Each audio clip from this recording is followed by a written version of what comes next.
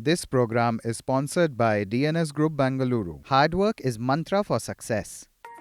DNS Polyfab private limited के व्यापार की शुरुआत 2003 में श्री मुरली मनोहर सराफ के मार्गदर्शन में हुई थी। DNS Polyfab yarn, fabric, printing, processing और फ्लेक्सिबल पैकेजिंग आदि विविध उत्पादों में काम करता है। 3 दशकों से अधिक के अनुभव के साथ डीएनएस पॉलीफैब पैकेजिंग में एक महत्वपूर्ण कड़ी के रूप में खड़ा है। कंपनी व्यापार की तुलना में संबंधों को अधिक महत्व देती है। इसकी मुख्य खासियत ग्राहकों की संतुष्टि है। कंपनी 1 लाख टन की मासिक आपूर्ति के साथ वैश्विक स्तर पर विभिन्न प्रकार की पीपी बैग की आपूर्ति में महत्वपूर्ण योगदान दे रही है। अधिक जानकारी के लिए आज ही संपर्क करें 9113287947। धन्यवाद।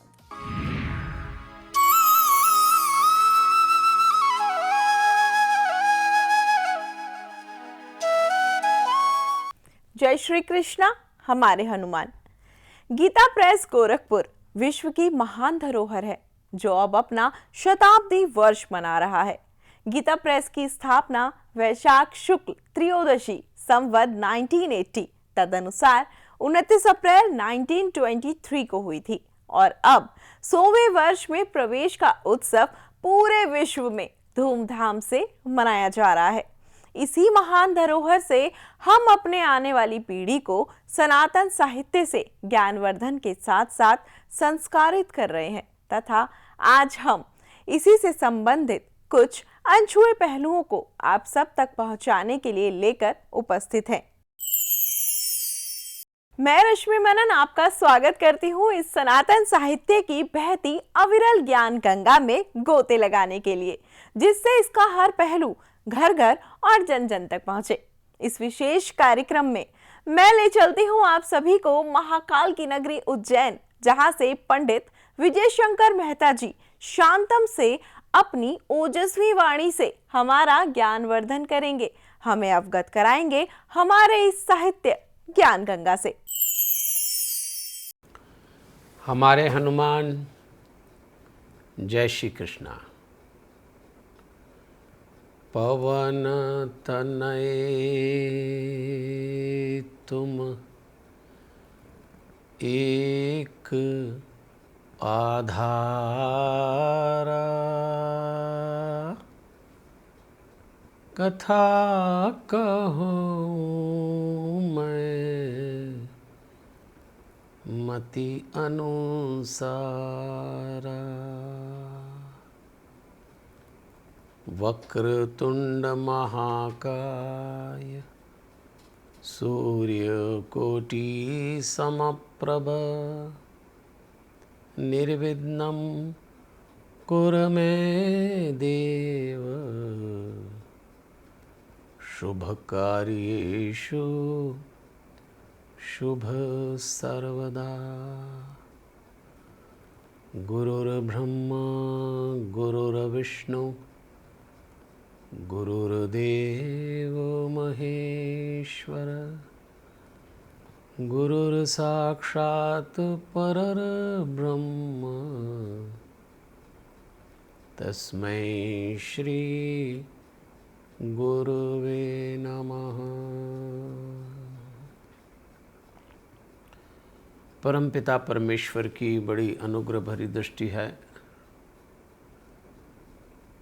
और भगवान की असीम अनुकंपा है कि आज हम लोग फिर से सनातन धर्म के साहित्य के महाकुंभ की ये जो श्रृंखला चल रही है और इस अद्भुत अतुलनीय आत्मीय साहित्य का प्रकाशन गीता प्रेस गोरखपुर द्वारा हुआ और इस संस्थान को 100 वर्ष पूरे हो जाएंगे अब, और इसीलिए ये विचार श्रृंखला चल रही है जिसका नाम है खोज धर्म और सत्य की। 72 करोड़ के लगभग पुस्तकों का प्रकाशन अनेक भाषाओं में। कौन सा ऐसा हिंदू धर्म का बिंदु है जो छूट जाए? पर ये सब क्यों किया गया? क्या कुछ सात्विक प्रवृत्ति के लोगों को प्रदर्शन करना था? ऐसा भी नहीं है। दरअसल में गीता प्रेस ने मानवता के ऊपर की ये उपकार किया कि आने वाले समय में जब मनुष्य बेचैन हो, परेशान हो, तो उसके भौतिक प्रयासों को आध्यात्मिक सहारा मिले। ये इसलिए किया गया है। और अब हमारे बच्चे हमसे भी अधिक टफ टाइम देखेंगे, ये भी तय है। तो हम अपने बच्चों को सफलता का मार्ग दिखाएं, पर शांति का रास्ता भी। और उसके लिए सबसे अच्छा माध्यम गीता प्रेस का साहित्य है। अब साहित्य इतना विशाल, तो उसको हमने 4 भागों में बांट दिया। सतयुग के साहित्य में हम वेद पुराण की चर्चा कर रहे हैं, और आपको अगर याद हो तो लगातार हर शनिवार महीने में एक बार जो क्रम आता है उसमें श्रीमद् भागवत महापुराण की चर्चा हो रही है। फिर आपको स्मरण होगा कि सतयुग के बाद त्रेता युग में हम इस समय चर्चा कर रहे हैं श्री रामचरितमानस की, और किष्किंधा कांड के प्रसंग चल रहे हैं, वो भी आपने सुना पिछले शनिवार। फिर त्रेता युग में हम गीता महाभारत की चर्चा कर रहे हैं, और आज हमारा विषय यही रहेगा। और जब कलयुग यानी अगले शनिवार हम कलयुग के साहित्य में प्रवेश करेंगे, तो पंच देवताओं के माध्यम से भगवान शंकर की चर्चा की जा रही है। आपको स्मरण आ जाए इसलिए मैं हर एपिसोड में इसकी चर्चा करता हूँ। तो आज हमारा विषय है गीता, और आपको याद होगा कि हम क्रम से गीता में चल रहे हैं। 18 अध्याय हैं, 18 दिन का युद्ध हुआ। तो हर अध्याय के साथ उस दिन के युद्ध की कुछ घटनाएं भी जोड़ देते हैं। अगर मैं मैनेजमेंट की भाषा में अंग्रेजी में कहूँ तो ऑडियो विजुअल मिला लेते हैं। गीता के पास सिद्धांत है, महाभारत में 18 दिन के युद्ध के पास दृष्टांत है। तो हम सिद्धांत और दृष्टांत को मिला लेते हैं। इस दृष्टि से हम पहुंच गए हैं 13वें अध्याय तक। और देवियों और सज्जनों, गीता का जब 13वां अध्याय आरंभ होता है, तो ये गीता का जो 13वां अध्याय हमसे कह रहा है, अपने दुख का कारण खुद खोजो। तो इस अध्याय में दुख का कारण खोजना है, और जब दुख का कारण मिल जाए तो उसका निदान, उसका उपाय भी बताना है। ये 13वां अध्याय ये काम करता है। और दुखी तो हम सब कहीं न कहीं हैं ही, कोई दावा नहीं कर सकता, कोई दावा कर ही नहीं सकता, कहीं न कहीं दुखी। लेकिन उस दुख से जो अंधकार पैदा हुआ है, उस अंधकार को मिटाने के लिए प्रकाश की संभावना भी है। तो गीता प्रेस का साहित्य वो प्रकाश है। और युवा पीढ़ी को तो हम आमंत्रित कर रहे हैं, दिया खामोश है लेकिन किसी का दिल तो जलता है। दिया खामोश है लेकिन किसी का दिल तो जलता है। चले आओ जहाँ तक रोशनी मालूम होती है। कुछ लोगों ने बहुत ऐसा किया है कि आज हमारे काम का है, बस आना पड़ेगा वहाँ तक।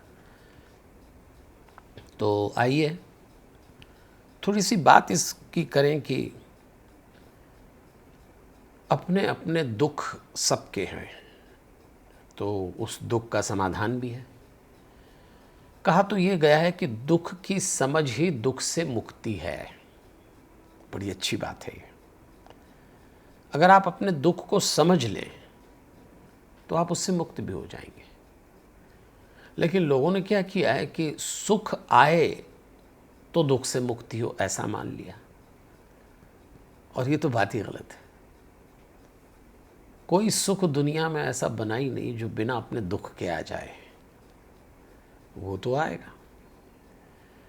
तो जब गीता का 13वां अध्याय आरंभ होता है तो भगवान ने क्षेत्र और क्षेत्रज्ञ इसके लक्षण बताए। अब ये 2 शब्द 13वें अध्याय के प्रमुख हो गए, क्षेत्र और क्षेत्रज्ञ।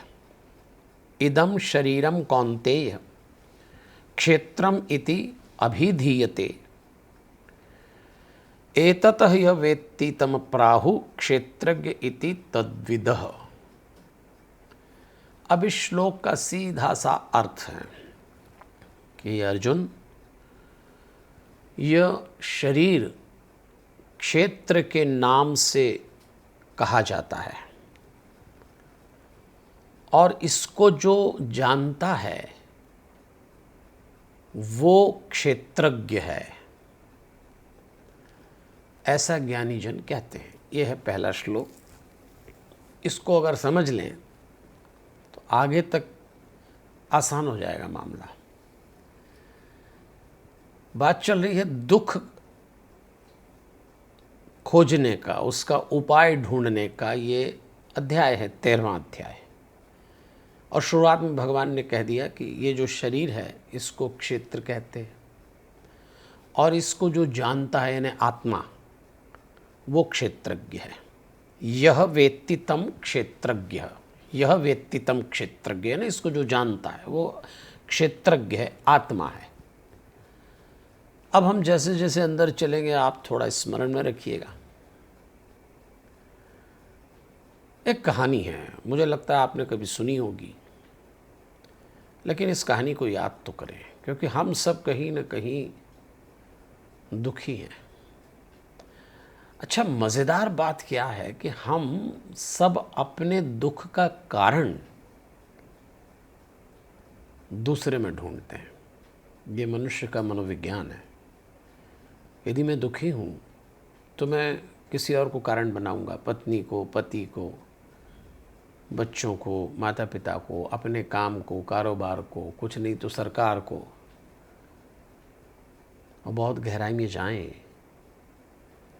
तो हम जिस भगवान से दुख के निवारण की मांग करते हैं, धीरे से दुख का कारण भी भगवान को ही बना देते हैं क्योंकि आदत पड़ गई। पर गीता का ये अध्याय कहता है कि आपके दुख का कारण आप ही हो, आपके भीतर है, आप ढूंढ लो। लेकिन मनुष्य तो बाहर दूसरों में खूंटी की तरह टांग देता है। तो इस बात को दिमाग में रखें और 13वें अध्याय में चलेंगे। ऐसा हुआ,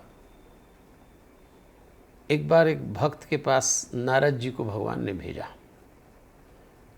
और कहा, ये बहुत मुझसे मांग करता है कि मैं बहुत दुखी हूँ, मेरे जान पहचान वाले सुखी हैं, तो जाओ नारद, इससे बात करो, क्या समस्या है। तो नारद जी उस भक्त के पास पहुँचे और नारद जी ने कहा, भाई तू बहुत दुखी दिखता। बोले, हूँ ही, और देखो आप, उनके पास बंगला है, उनके पास कार है, उनके पास पैसा है, कुछ नहीं मेरे पास, जबकि मैं भगवान को जपता ही रहता हूँ। हाँ, बोले भगवान परेशान है, तू इतना जपता है, इसीलिए मैं आया हूँ। तो उसने कहा, नारद जी कुछ तो करिए। तो नारद जी ने कहा, एक काम कर, भगवान ने एक योजना बनाई है, जैसे एक्सचेंज ऑफर होता है ना, ऐसी हम लोग बाज़ार में एक एक्सचेंज ऑफर आता है ना कि पुरानी गाड़ी दीजिए, नई ले लीजिए, पुराना मोबाइल दीजिए, नया ले लीजिए, इसको एक्सचेंज ऑफर कहते हैं।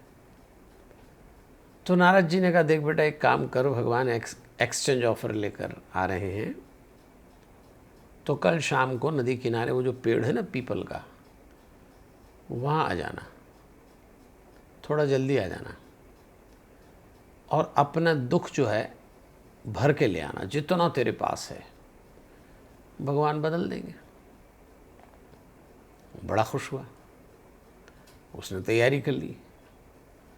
अच्छा, उसने सोचा मेरे पास जो भी दुख है किस में भरूं, तो उसने अटैची में भर लिया। अच्छा, अटैची भी कौन सी थी? जो दहेज में आई थी, क्योंकि उसको लगा कि बड़ा दुख तो अटैची से ही आया जीवन में, सब तरह के दुख हैं इंसान को।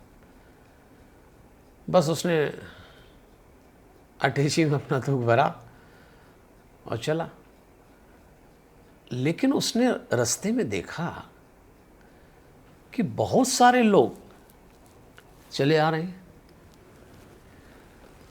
और सब कोई ना कोई साधन लेके आ रहे हैं। किसी के पास बड़ी अटैची, किसी के पास 4 अटैची, कोई BMW में भर के ला रहा है। तो इसने पूछा, आप कहाँ जा रहे हैं? बोले, भगवान की सूचना आई है कि दुख का एक्सचेंज ऑफर है। तो हम सब अपने अपने दुख भर के जा रहे हैं। और सच तो यह है कि जितना बड़ा आदमी उतना बड़ा दुख, जितना छोटा आदमी उतना छोटा दुख। तो किसी का दुख BMW, कोई तो कंटेनर लेके आ रहा है, कोई ट्रक में आ रहा है।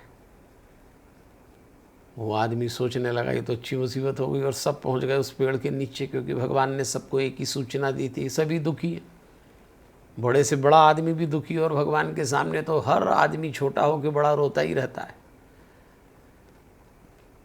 अब सब बैठ गए, सूचना दी नारद जी ने कि भगवान 2 घंटे लेट आएंगे, थोड़ा काम आ गया है, तो आप सब यहीं प्रतीक्षा करो।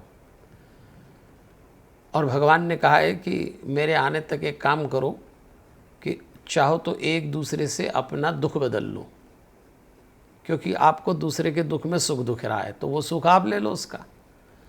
आपके पास साइकिल है तो आप मान के चलते हो कि जिसके पास कार है वो सुखी है, तो कार बदल ले, कार वाला उससे बड़ी बदल ले। आपको लगता है कि तो ट्रक से बदल लो, क्योंकि सुख और दुख है तो कुछ है नहीं।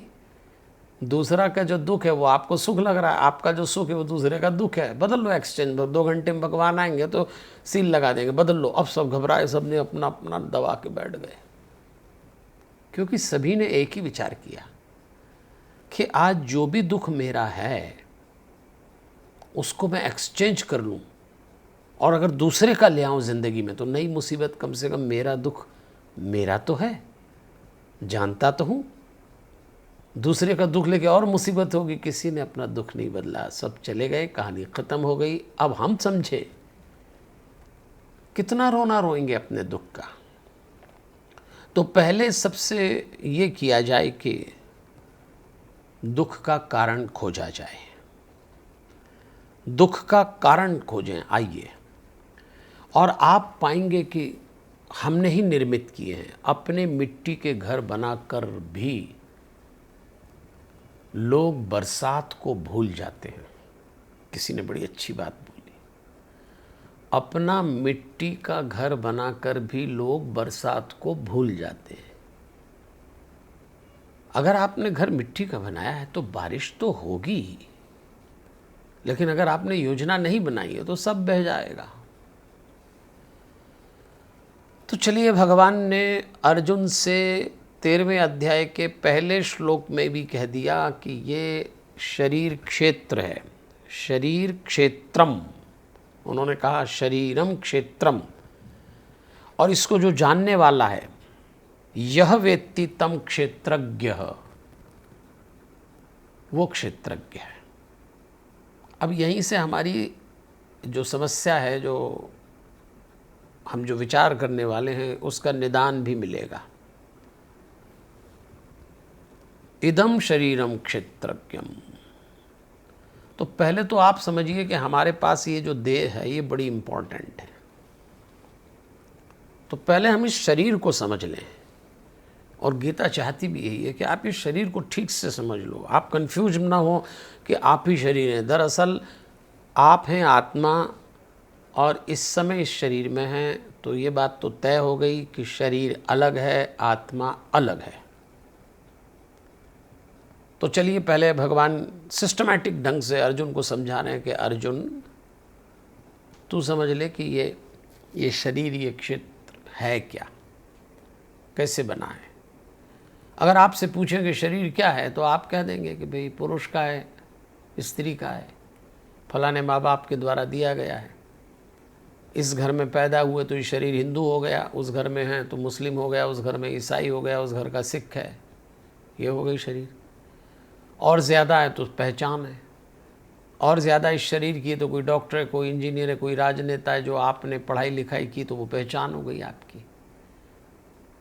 खाना पीना, मांसाहारी हो शरीर, शाकाहारी शरीर, सुंदर शरीर, असुंदर शरीर, बलवान शरीर, कमज़ोर शरीर, बीमार शरीर, स्वस्थ शरीर, बस इतनी पहचान।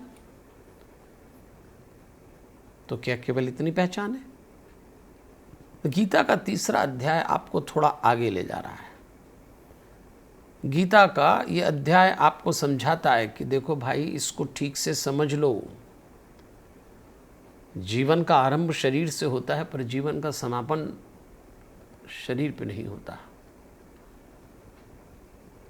जो लोग कम जानकार हैं, अज्ञानी हैं, उनका तो शरीर पे ही होगा समापन। वो तो यही मानेंगे कि मौत शरीर की हो गई, लेकिन जीवन का समापन शरीर पे नहीं होता, आत्मा पे होता है। इसलिए थोड़ा सा ध्यान दीजिए और शरीर को और आत्मा को समझेंगे तो जीवन को समझ पाएंगे। अर्जुन लगातार प्रश्न पूछ रहा है, भगवान लगातार उत्तर दे रहे हैं। कभी कभी तो वही प्रश्न के उत्तर का ट्रीटमेंट भी चेंज हो जाता है गीता में। वो यही जीवन के साथ है। जीवन में एक घटना का एक उत्तर जो आज है कल बदल जाएगा, बहुत तेजी से बदलता है। एक उस्ताद थे महात्मा जी, उनका एक चेला आता था। उस चेले ने कहा, महात्मा जी हमारे मोहल्ले में एक युवती रहती है, मुझे उससे लगाव हो गया, मैं उससे विवाह करना चाहता हूँ, लेकिन वो बहुत इंटेलिजेंट है, बहुत पढ़ी लिखी है। मैं उससे बात करता हूँ और वो कुछ ऐसे सवाल पूछती है, उत्तर देती, मैं घबरा जाता हूँ, मुझे सूझ नहीं पड़ती। और जब मैंने उसको विवाह का प्रस्ताव रखा तो उसने कहा कि तुम मेरी बातों का सही उत्तर दे दो तो मैं तुमसे विवाह कर लूँगी। महात्मा जी ने कहा, इसमें क्या दिक्कत है, अब कल तू जाना, उससे सवाल पूछना और वो उसके उत्तर में जो भी सवाल या जवाब दे मुझे बताना, फिर अपन निपटेंगे। हम क्यों बैठे हैं, हम महात्मा जी बड़े विद्वान थे। अब वो उस दिन युवती निकली तो इस युवक ने उस युवती से प्रश्न पूछा, कहाँ जा रही हो? ठीक था प्रश्न। उस युवती ने उत्तर दिया कि जहाँ पैर ले जाएं। अब जाओ। अब जहाँ पैर ले जाएं, ये जब उसका जवाब मिला तो वो महात्मा जी के पास आया कि महात्मा जी मैंने पूछा कहाँ जा रही हो, वो कह रही जहाँ पैर ले जाएं। तो महात्मा जी ने कहा, कोई बात नहीं, कल तू जो उसके पास जाना और प्रत्युत्तर करना कि यदि टांगें टूट जाएं तो। अपने गुरु की बात सुन के वो युवक बड़ा खुश हुआ कि हाँ, अब वो युवती मान जाएगी कि मैं बुद्धिमान हूँ। तो बस उसने प्रश्न पूछा, कहाँ जा रही हो अगले दिन, और पूरी उम्मीद थी कि जवाब यही देगी कि जहाँ पैर ले जाएं, लेकिन उसने कह दिया जहाँ हवा ले जाए। अभी और परेशान हुआ। उसने कहा, गुरुजी उसने तो उत्तर ही बदल दिया, क्या करा? बोले वो तो कह रही जहाँ हवा ले जाए। तो गुरुजी ने कहा, डरने की ज़रूरत नहीं, हम बैठे हैं, अगर उसने उत्तर बदला है तो तू अगला प्रश्न नया पूछना। और वो ये कि जब वो कहे, उसने कहा है कि जहाँ हवा ले जाएं, अब वो कहे तो तू कह देना कि दी हवा बंद हो तो। हाँ, युवक ने कहा फिर मान जाएगी मेरी अकल को, तो पहुँच गया। फिर उस युवती से पूछा, कहाँ जा रही हो? पूरी उम्मीद थी कि वो कहेगी जहाँ हवा ले जाएं। गुरुजी ने समझाया था तो ये कहता है कि अगर हवा बंद हो तो उसने प्रश्न पूछा, कहाँ जा रही हो? तो उस लड़की ने कह दिया सब्जी लेने। अब ये आया गुरुजी के पास लौट के। गुरुजी वो तो रोज़ उत्तर बदल देती है। तब गुरुजी ने कहा, बेटा इसी का नाम ज़िंदगी है, आपके सवाल का ज़िंदगी रोज़ नया उत्तर देती है, आपको ढूंढना पड़ेगा। जीवन एक चुनौती बन जाता है जब आप ढर्रे पे चलते हैं, हर दिन कुछ नया है। तो आपको ये समझना पड़ेगा कि आपके दुख का स्थायी कारण क्या है। वो तो बदलते ही रहेंगे, पर उसकी झरण, उसकी जड़ कहाँ है, उसको पकड़ना है। तो शुरुआत भगवान ने ये कही कि तुम हो देह, तुम हो शरीर, और ये शरीर कैसे बना है। तो अब भगवान समझा रहे हैं कि ये शरीर 24 तत्व से बना है, 24 तत्व से। अगर आप ध्यान दें तो इस शरीर में 5 कर्मेंद्रियां हैं, 5 ज्ञानेंद्रियां हैं, 10 हो गई। कर्मेंद्रियां कौन सी हैं? हाथ, पैर, मलमूत्र की 2 इंद्रियां और कंठ, ये कर्मेंद्रियां। 5 ज्ञानेंद्रियां कौन सी हुई? आँख, नाक, कान, त्वचा, जीभ, 10 हो गई। 5 महाभूत हैं। शरीर किससे बना है? ध्यान देना, पृथ्वी, जल, अग्नि, वायु, आकाश, 15 हो गए। फिर 5 इनकी तन्मात्राएं हैं, रूप, रस, शब्द, स्पर्श, गंध, 20 हो गए। अब इसमें 4 जुड़ जाते हैं, मन, बुद्धि, चित्त, अहंकार, 24 हो गए। ये है शरीर। क्या हमें ये समझ में आता है? क्या हमें इनकी जानकारी है? क्या हमें मालूम है कि ये सब इंटरकनेक्टेड है? क्या हमें मालूम है कि इसको लीड कौन कर रहा है? अगर मन लीड कर रहा है तो सारी इंद्रियों का दुरुपयोग, अगर आत्मा लीड कर रही है, अगर बुद्धि लीड कर रही है, हृदय लीड कर रहा है, तो रिजल्ट अलग है। बड़ी माइक्रो स्टडी है। भगवान कृष्ण अर्जुन से कह रहे हैं कि अर्जुन समझना पड़ेगा कि शरीर है क्या। अगर तुम इसको नहीं समझ पाओगे तो तुम कन्फ्यूजन पैदा कर लोगे अर्जुन, और तुम जो कन्फ्यूजन पैदा करोगे फिर उसको तुम्हारा शरीर जीवन भर भुगतेगा। तो अपने दुख को जानने के लिए, अपने शरीर को जानने के लिए, आप क्या हैं ये जानने के लिए तैयारी आप ही को करना है, कोई दूसरा नहीं कर पाएगा। तैयारी आप ही को करना पड़ेगी। तो अब भगवान समझा रहे हैं, और ठीक बात भी है। भगवान हमसे कह रहे हैं देखो भाई, सच बात तो ये है कि तैयारी तो आप ही को करना पड़ेगी। अच्छा, क्या होता है कि हम अपने दुख को नहीं समझ पा रहे, इसमें भी सबसे बड़ी बाधा हम ही है। जिन्हें हमने पैदा किया है उसको हम तो समझें। अब क्या होता है, देखो कुछ बातों के प्रति हमको बड़ा सजग रहना चाहिए। 4 शब्द दे रहा हूं मैं आपको, विघ्न, अड़चन, अड़ंगा और बाधा। अब ऊपर से अगर आप इनको देखें तो ये चारों शब्द एक जैसे लगेंगे, विघ्न, अड़चन, अड़ंगा और बाधा। अपने दुख की खोज करने निकलेंगे तो ये 4 बातें आप खुद ही पैदा कर देते हैं अपने अभियान में। अब ऊपर से तो सब एक जैसे दिखते हैं, लेकिन ये चारों हमारे जीवन में उतर गए हैं। चारों। कोई भी बाधा जब तीव्र रूप ले ले तो उसको विघ्न कहते हैं। तो हम कई चीजें विघ्न अपने ही द्वारा पैदा कर लेते हैं। अड़चन में कर्ता चिंतित हो जाता है। कोई भी काम करते हुए यदि अड़चन आ जाए तो करने वाला परेशान हो जाता है। इसको अड़चन कहेंगे, ठीक है। उसके बाद अड़ंगे को समझें। कोई भी नीति, नियम, प्लानिंग, संकल्प आपने लिया तो आप ही के आसपास के लोग या आप ही का मन उसमें अड़ंगा लगाएगा। एक व्यवस्था को छिन्न भिन्न करने का नाम अड़ंगा है, वो भी हम ही लगाते हैं। और चौथी बात है बाधा, जिसे हम स्वयं पैदा करते हैं। इस बाधा में रुकावट और उलझन दोनों शामिल हैं। तो अब देखिए आप, विघ्न, अड़चन, अड़ंगा बाहर का मामला है, इसमें हमारा हस्तक्षेप नहीं है, लेकिन बाधा हम पहुंचाते हैं। तो जब आप अपने दुख की खोज में निकलें तो आपकी तैयारी ऐसी होना चाहिए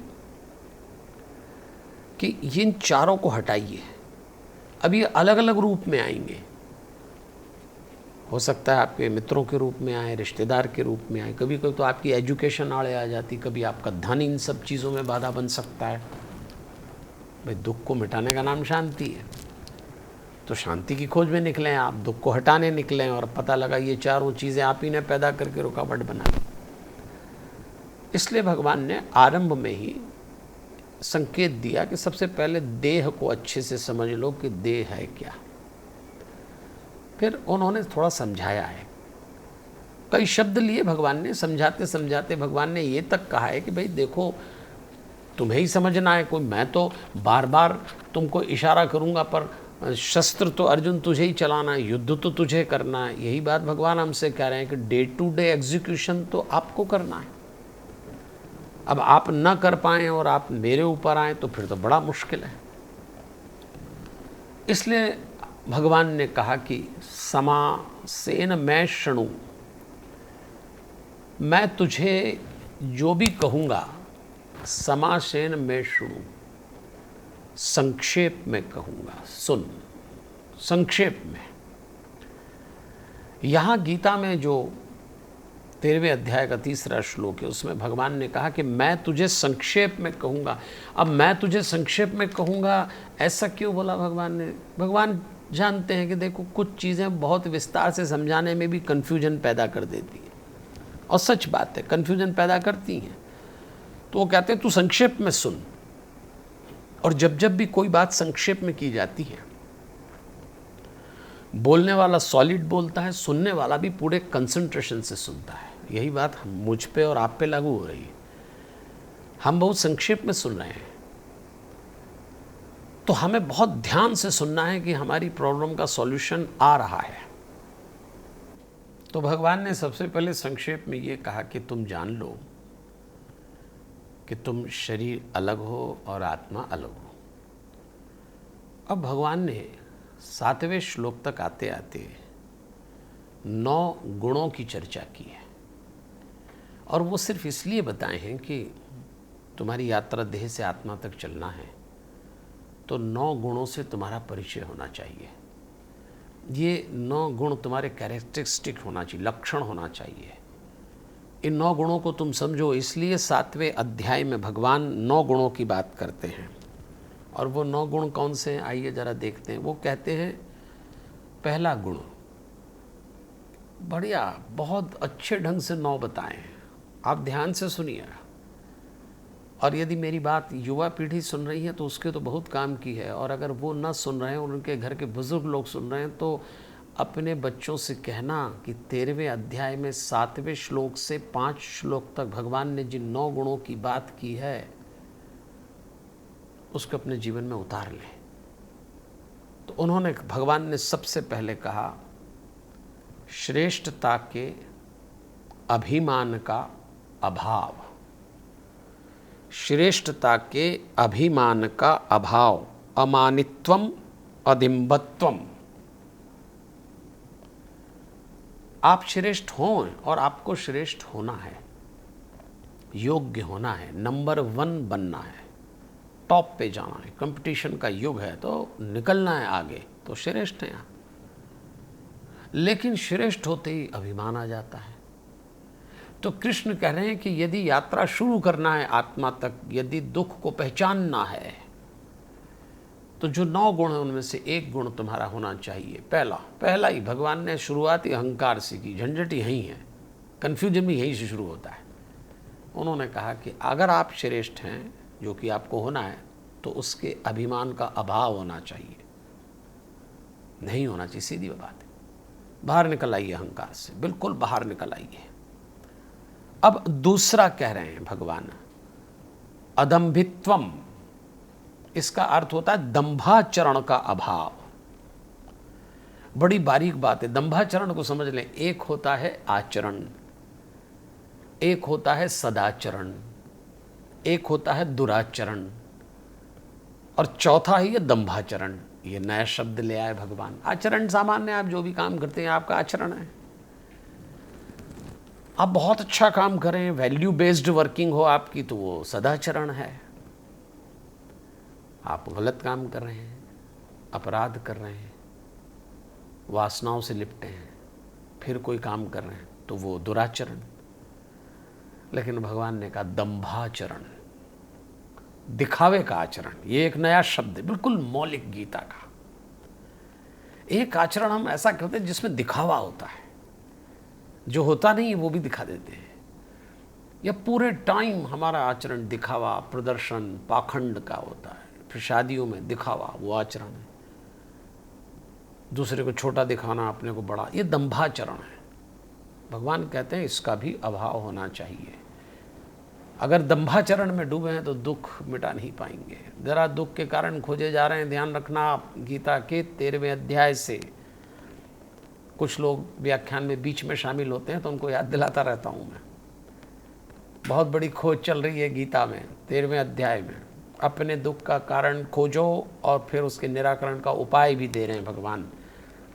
तो 7वें अध्याय से आगे 5 श्लोक तक भगवान ने 9 गुण बताए हैं, क्योंकि आपको चलना है आत्मा तक की यात्रा पे, शरीर को क्रॉस करके। फिर भगवान ने तीसरा गुण बताया, और भगवान तीसरा गुण कहते हैं अहिंसा।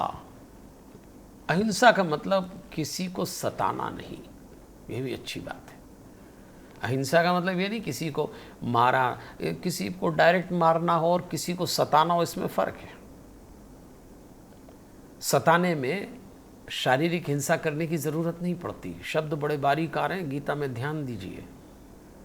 किसी को परेशान करना, किसी को मारना और किसी को सताना, ये तीन बिल्कुल अलग अलग बातें हैं। आपने एक थप्पड़ मार दिया, आपने उसको परेशान कर दिया, ठीक है, लेकिन सताना बड़ा ख़तरनाक है। जब आप किसी को सताते हैं तो आदमी अंदर तक टूट जाता है, अंदर तक। घरों में ये सताने का काम बहुत होता है। पत्नी पति को सता रही है, पति पत्नी को, बच्चे माँ बाप, और कहता है ना सता दिया उसने, बहुत सताता है, एकदम अंदर तक चोट पहुंचती है। चौथा उन्होंने कहा क्षमा भाव रखो भाई, क्षमा भाव। 9 गुण बता रहे हैं भगवान। क्षमा भाव, शांति हो, दूसरों को क्षमा करना सीखिए। ये कठिन है। आप जब किसी को क्षमा करते हैं तो क्षमा करने के पहले एक बार ये देखना कि इसने जो अपराध किया है वही अपराध यदि आपने किया होता तो आप क्या करते हैं, तब क्षमा भाव जागता है। तो भगवान ने कहा कि क्षमा भाव। अब भगवान कहते हैं 5वां गुण, और 5वां गुण भगवान ने कहा है कि मन और वाणी में सरलता रखो, मन और वाणी में सरलता रखो। इसको भगवान ने संस्कृत में आर्जवम कहा है, ये भी एक लक्षण है, आर्जवम, मन और वाणी में सरलता। इसका मतलब मन और वाणी का कोई कनेक्शन है। कनेक्शन हुआ जब ही तो भगवान कह रहे हैं कि मन और वाणी में सरलता रखो। तो क्या कनेक्शन हो सकता है? दरअसल में मन का जो अगला सिरा, जो बाहरी सिरा है, वो जीव है, और जीव का संबंध वाणी से। तो दोनों में आपको सरलता रखना है। अगर आपका मन कुटिल है तो कहीं ना कहीं शब्द भी उटपटांग निकलेंगे। तो अपनी वाणी को यदि परमात्मा के नाम से जोड़ दें, इस वाणी से भगवान का नाम लें, संकीर्तन करें, भजन करें, जितना परमात्मा का नाम लेंगे तो बाहर से भीतर प्रभावित होगा। ऐसा कहते हैं ना, भगवान का नाम लो तो मन प्रभावित होगा, क्योंकि दोनों में सरलता उतरेगी। तो भगवान ने आर्जवम शब्द कहा है। 5वां लक्षण बताते हुए भगवान समझा रहे हैं, देखो भाई थोड़ा शांत हो जाओ, थोड़ा शांत हो जाओ, शांत हो जाओ। वरना आप देखिएगा कि अगर आपने इस पे काम नहीं किया दोनों पे, तो कुटिल मन और मीठी वाणी, ये तो बड़े कलाकार लोग हैं कई ऐसे। धूप से चेहरों ने दुनिया में क्या अंधेर मचा रखी है। कितनी बढ़िया बात किसी ने कही है कि धूप से चेहरों ने दुनिया में क्या अंधेर मचा रखी है। तो मचा रखी होगी क्योंकि वो दोनों पे एक साथ काम नहीं करते, दोहरा जीवन इसी को कहेंगे। तो लेकिन भगवान ने तो कहा कि मेरी दृष्टि में 5वां लक्षण यही है। और फिर उन्होंने कहा कि श्रद्धा भक्ति सहित गुरु और ब्राह्मण की उपासना करो। श्रद्धा भक्ति सहित गुरु और ब्राह्मणों की उपासना करो। गुरु और ब्राह्मण, अब ब्राह्मण कौन?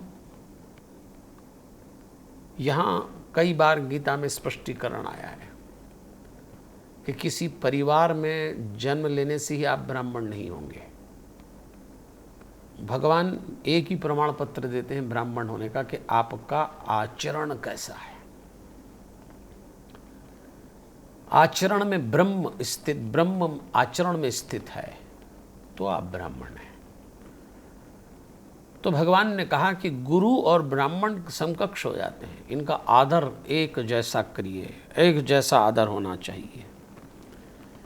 फिर भगवान अगला शब्द लाए जिसको भगवान ने कहा कि 7वां गुण, 9 गुण बताए भगवान ने, 7वां गुण उन्होंने कहा, और उस 7वें गुण को वो कहते हैं शौचम।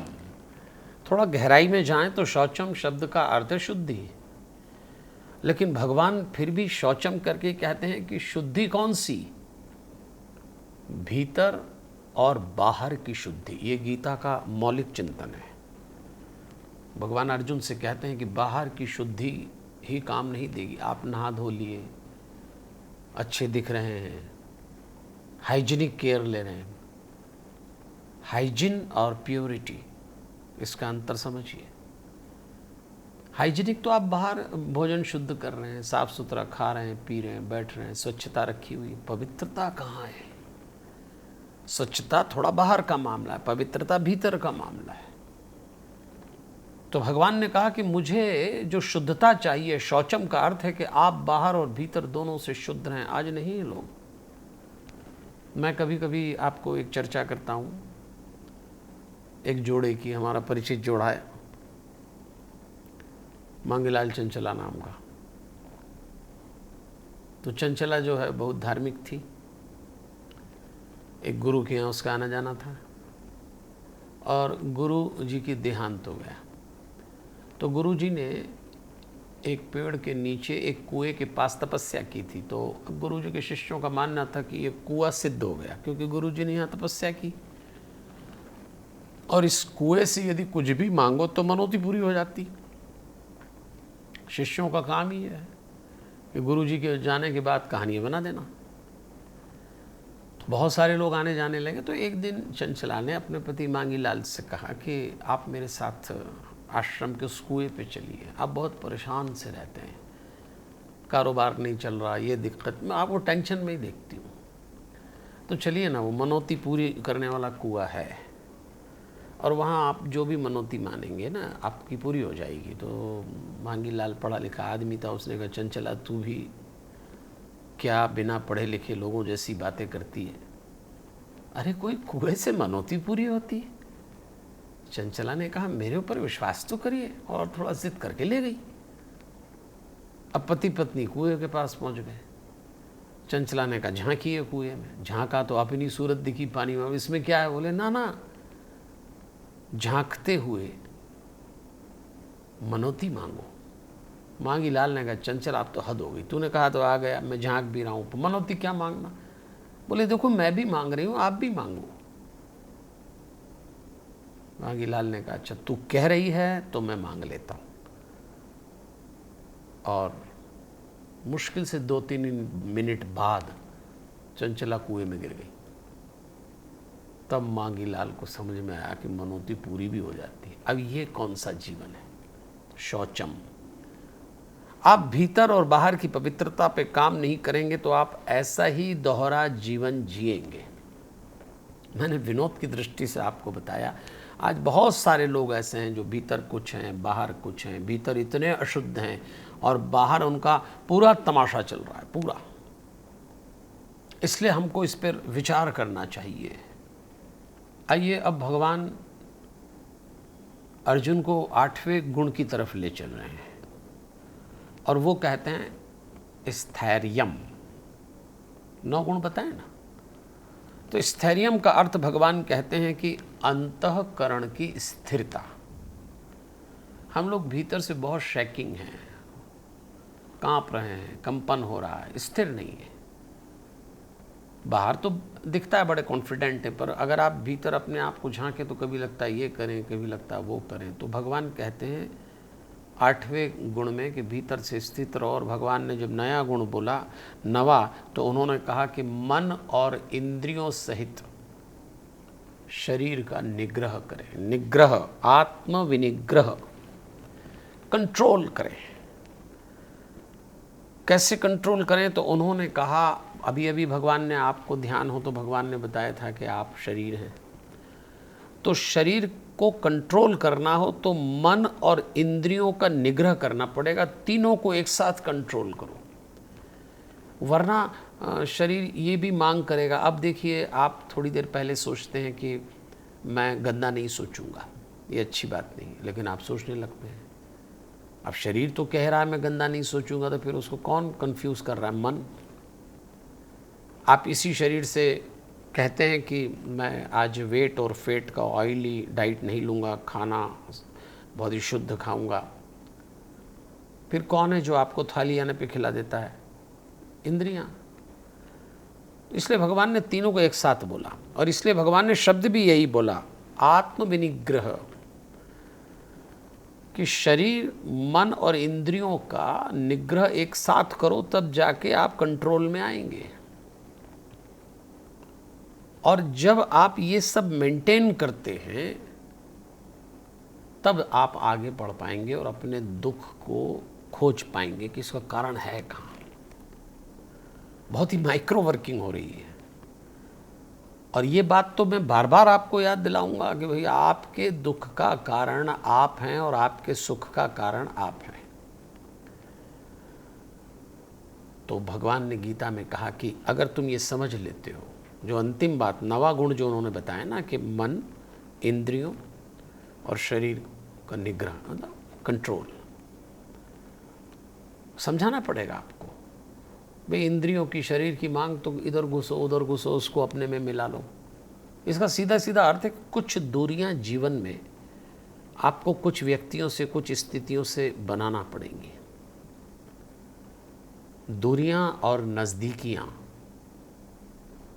इंसान की ज़िंदगी की दो ख़ास ज़रूरतें हैं। हमें कुछ स्थितियों से, कुछ व्यक्तियों से दूरी बनाना पड़ेगी और कुछ व्यक्ति और स्थितियों से नज़दीकियां भी बनाना पड़ेगी। दोनों ज़रूरी है। अब हमारे साथ कभी कभी उल्टा हो जाता है, जिनसे हमको नज़दीकियां रखना उससे हम दूरी बना लेते हैं, जिनसे हमको दूरियां बनाना है उनसे हम नज़दीक हो जाते हैं, और हमको समझ नहीं आती। यहीं से दुख शुरू हो जाता है। तो भगवान ने जो 9 गुणों की व्याख्या की, उसका सीधा सीधा अर्थ यही है कि तुम समझ तो जाओ कि तुमको किसके पास रहना है, किससे दूर रहना है। कुछ लोग तो अकेले में बैठ के सोचते रहते हैं, कर नहीं पाते, लेकिन बैठे बैठे ही दूरी बनाते हैं, बैठे बैठे ही नज़दीकी बना लेते हैं, बैठे बैठे ही ऐसा लगता है उसके साथ ये कर लिया, इतने नज़दीक चले गए। अरे जनाब, किससे नज़दीकी और किससे दूरी अकल होना चाहिए। कल तक आपके साथ एक कारवां था, आज कोई राह दिखाने वाला नहीं है। कल तक ऐसा भी था कि जो लोग आपके नज़दीक थे आपको समझ में आया इनसे दूरी बना लो, कल जो आपसे दूर थे उनके नज़दीक बना लो। ये इस समझ से दुख मिटेगा। चाणक्य कहा करते थे, बैलगाड़ी से 5 हाथ। ध्यान से सुनिएगा, चाणक्य कहते थे कि बैलगाड़ी से 5 हाथ, घोड़े से 10 हाथ, हाथी से 100 हाथ दूर रहना चाहिए। बहुत समझदारी की बात है। बैलगाड़ी से 5 हाथ, क्योंकि वो बैल भड़क जाएं तो 5 हाथ दूर रहोगे तो आपको सुविधा रहेगी खसकने की। नुकसान बैलगाड़ी के भड़कने का कम है। फिर उन्होंने कहा घोड़े से 10 हाथ, घोड़ा भड़क जाए तो आप 10 हाथ दूर रहोगे तो सावधानी, क्योंकि एकदम लपकेगा। और हाथी से तो 100 हाथ दूर, नुकसान की बात है। बस ठीक इन ऐसी ही सावधानी, बल्कि मैं कहता हूं इन सबसे अधिक सावधानी दुष्ट और दुराचारी व्यक्तियों से रखी जाए, क्योंकि ये आपकी इंद्रियों को उचकाते हैं, ये आपके मन को आकर्षित करते हैं, आपको भटकाते हैं। इसलिए किसका त्याग करना, किसको स्वीकार करना, ये समझ आना चाहिए। भगवान ने 13वें अध्याय के 7वें श्लोक से ये व्याख्या की और हमको समझाया। अब भगवान ने 9 गुण तो बता दिए, लेकिन आगे के जब श्लोक में प्रवेश करेंगे तो आप अगर ध्यान दें तो 8वें, 9वें, 10वें, 11वें श्लोक में भगवान ने 20 बातें और बताई, और उन 20 बातों को भगवान ने कहा ज्ञान है। ये 20 बातें ज्ञान है भगवान की दृष्टि से। तो आप, मैं अभी बहुत विस्तार में नहीं जा रहा, पर आप जब 13वां अध्याय पढ़ें तो आप देखेंगे कि भगवान ने 20 बातों को ज्ञान बताया। मतलब उन्होंने कहा कि अध्यात्म ज्ञान में अपने आप को रोज स्थित करो, मुझ परमेश्वर में अनन्य योग द्वारा रहो, आपकी भक्ति जो है अव्यभिचारिणी हो, ऐसा भगवान ने बताया कि कुल मिला के भगवान ने कहा कि ये 20 बातें जिसके जीवन में हैं वो ज्ञान, और इसके अभाव का या इसका जो विपरीत है वो अज्ञान। अब यहाँ लाके भगवान हमको छोड़ रहे हैं और समझा रहे हैं भगवान के, देखो भाई इसको ठीक से समझ लो, और जो इसको ठीक से जान लेगा, भगवान कहते हैं जो इसको ठीक से मान लेगा, जो इसको ठीक से जीवन में उतार लेगा, उसके लिए भगवान कहते हैं वो परमानंद को प्राप्त हो जाएगा। परमानंद को, परमानंद मतलब जो हम चाहते हैं, कंप्लीट सेटिस्फैक्शन, जो हम चाहते हैं कि दुख से मुक्ति, वही परमानंद स्थिति। तो आज हम अपनी बात को अगर यहाँ तक रोकें कि गीता के 13वें अध्याय के 12वें श्लोक में भगवान कहते हैं कि यत ज्ञात्वा अमृतम अश्नुते तत्, वो कहते हैं कि इसको पाकर मनुष्य परमानंद को प्राप्त होता है। फिर आगे भगवान अब लक्षण बताते हैं कि तू जान ले मैं कौन हूँ। भगवान अब अपने विश्व रूप का कथन करेंगे, लेकिन इसको हम आगे चर्चा में ले लेंगे। अभी इतना काफ़ी है कि हम दुख की खोज में निकल पड़े हैं, और आज जितनी चर्चा हमने की उसमें जो कंक्लूज़न है वो ये है कि अपनी देह को समझें, क्योंकि इसी देह से आप आत्मा तक यात्रा करने वाले हैं जहाँ दुख का निवारण होगा, और बहुत अच्छे ढंग से भगवान हमको समझा रहे हैं। अब सवाल फिर उठा कि देह से आत्मा तक की यात्रा में साधन क्या, तो योग।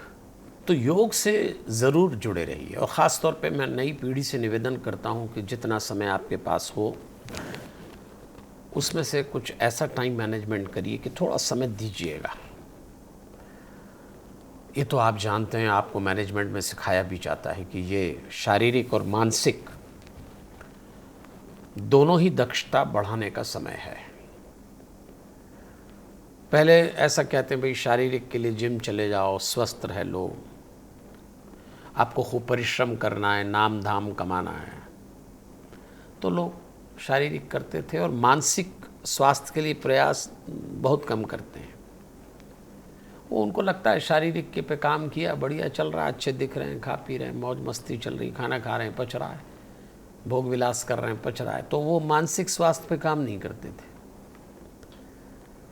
लेकिन अब समय आ गया, अब आपको मेंटल हेल्थ पे बहुत काम करना पड़ेगा, वरना आप ये फिजिकल हेल्थ का मजा भी खो देंगे।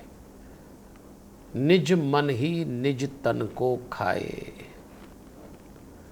और मानसिक स्वास्थ्य पर काम करने के लिए नेत्रों का बड़ा महत्व है। आज केवल यही पॉइंट ले लेते हैं समापन पे, नेत्रों का बहुत महत्व है। यदि आप बहुत अधिक योग और आसन न कर सके तो नेत्रों पर काम करिए। मैं आपको इसलिए कह रहा हूँ कि आपके पास समय कम हो, रुचि कम हो, कौन डिटेलिंग करे, तो चलो भाई नेत्रों पे काम कर लें। शारीरिक श्रम में नेत्र खुले रखे जाते हैं। जब भी आप कोई फिजिकल एक्सरसाइज करेंगे, फिजिकल एक्टिविटी करेंगे, नेत्र खुले रखे जाते हैं। लेकिन मानसिक में जब आप मेंटल लेवल करेंगे तो मानसिक श्रम में नेत्र बंद किए जाते हैं। मनुष्य के शरीर में नेत्र ही एक ऐसी इंद्रिय है, हमारी आंखें, उत्तेजना का सबसे पहला प्रभाव इसी पर पड़ता है। आंखें बहुत दूर तक और आंखें बहुत गहराई तक एक साथ देख सकती हैं। बाज पक्षी में 1000 फीट ऊंचाई से चीज़ देखने की क्षमता होती है।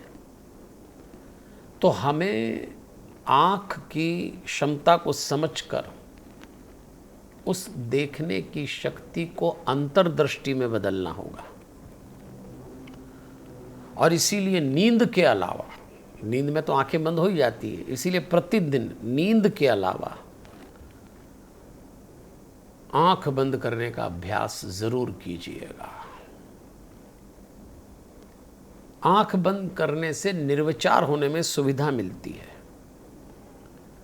और जब आप निर्विचार होते हैं तो आपको शांत होने में सुविधा मिलती है, और जब आप शांत होते हैं तो आपको अपना दुख का केंद्र समझ आने में आसानी हो जाती है। वरना ये दुख तो ऐसी चीज़ है कि बड़ा मुश्किल है तेरी कहानी लिखना, कि जैसे बहते हुए पानी पे पानी लिखना। आज हमने गीता के 13वें अध्याय से इस विषय को स्पर्श किया। फिर मिलेंगे अगली बार। मुझे आज्ञा दीजिए, और गीता प्रेस के साहित्य से स्वयं जुड़िए, अपने बच्चों को जोड़िए। खुश रहिए, खुश रखिए हमारे हनुमान। जय श्री कृष्ण। अभी आप शांतम से पंडित विजय शंकर मेहता जी के द्वारा प्रस्तुत ज्ञान गंगा में गोते लगा रहे थे। जैसा कि आप जानते हैं कि हर सप्ताह एक क्विज द्वारा आपके ज्ञान को न केवल परखा जाता है बल्कि उसे निखारने का भी प्रयत्न किया जाता है। इसमें हमारा ज्ञान रथ है पूर्ण रूप से सहायक है। पिछले सप्ताह का प्रश्न था, भीष्म पितामह के पिता का नाम क्या था? शांतनु, धृतराष्ट्र, पांडु, इंद्र। सही उत्तर है शांतनु। और ज्ञान रथ ऐप को देखने से यह पता चलता है कि पिछले सप्ताह के क्विज के विजेता हैं। प्रथम विजेता श्रीमती सीमा वार्ष्णेय, दूसरे विजेता श्रीमती सितारा परवीन, तीसरे विजेता श्री अंकुर कुमार। सभी को शुभकामनाओं के साथ यह बताते चले कि आपका पुरस्कार जल्द ही मिल जाएगा। इस सप्ताह का प्रश्न है, वेद व्यास जी की माता का क्या नाम था? कुंती, सत्यवती, देवकी या द्रौपदी? आपके उत्तर देने की आखिरी तारीख। अब समय की कमी को देखते हुए आपको बताते चलें कि आप अपना उत्तर ज्ञान रथ ऐप पर भेज सकते हैं, जिसकी जानकारी तथा पुरस्कारों की जानकारी नीचे दी जा रही है। इस सप्ताह बस इतना ही। अगले सप्ताह फिर ज्ञान, ध्यान, धर्म की इस पावन गंगा में गोते लगाएंगे और शिक्षा, स्वास्थ्य, संस्कार के साथ राष्ट्रवाद के नारे को बुलंद करेंगे। जय श्री राम, जय श्री कृष्णा, हमारे हनुमान। जय Hind.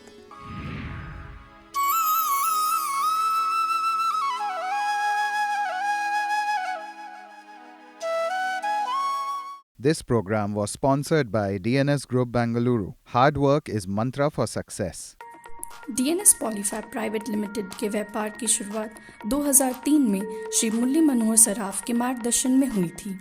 DNS Polyfab yarn, fabric, printing, processing और फ्लेक्सिबल पैकेजिंग आदि विविध उत्पादों में काम करता है। 3 दशकों से अधिक के अनुभव के साथ DNS पॉलीफैब पैकेजिंग में एक महत्वपूर्ण कड़ी के रूप में खड़ा है। कंपनी व्यापार की तुलना में संबंधों को अधिक महत्व देती है। इसकी मुख्य खासियत ग्राहकों की संतुष्टि है। कंपनी 1 लाख टन की मासिक आपूर्ति के साथ वैश्विक स्तर पर विभिन्न प्रकार की पीपी बैग की आपूर्ति में महत्वपूर्ण योगदान दे रही है। अधिक जानकारी के लिए आज ही संपर्क करें 9132 87947। धन्यवाद।